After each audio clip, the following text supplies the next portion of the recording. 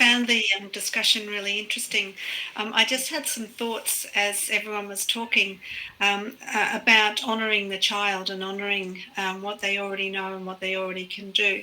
And I read some research once that if teachers just spend a minute with a child whenever they can during the day or across the week and ask them about something that they do outside of school. So ask them about, the new baby or the new shoes that they've got or something like that that's not to do with schoolwork at all. It helps build those relationships with children, and that builds a better bond between the child and the teacher.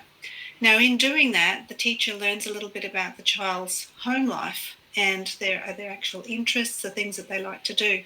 Once they know that, then they can start structuring the lessons around things that are interesting to the child. Now, one of the things that I advocate for is I guess it's project-based learning, I guess, in a way, but it's more about understanding the child's interests and knowing what's in the curriculum. So in Australia, around the grade 5 level, so that's about 10-year-olds, there's the children are taught about systems. Now, the example in the curriculum is the solar system. That's what you're supposed to teach the children. But why do we all have to talk about the solar system? Why can't we talk about one of the interests?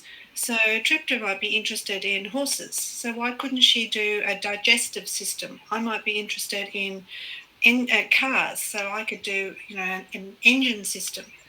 Chandra might be interested in he might be interested in the solar system. So he does a project on the solar system. So in a class of 25 children, there's 25 different projects that we all do, Exactly. but the understanding is systems. So the skills that we're wanting to build is all about how things work together and how, the cause and effect and all of that sort of stuff. So that's what we're teaching the children. So why not link it to their interests so that they can work on something that they're actually interested in. And then at the end, everyone gets to showcase their learning. So in a class of 25, we learn about 25 different systems, or we can compare Chandra's system to Tripta's system.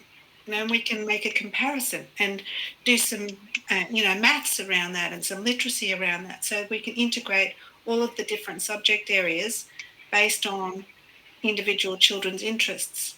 So I just wanted to throw that out there. And I thought of that when you were talking about the assessment of the learning, which I see as being summative learning, but there's also assessment in learning, which I think is formative. So you're sort of, assessing on your feet, you're questioning and that sort of thing.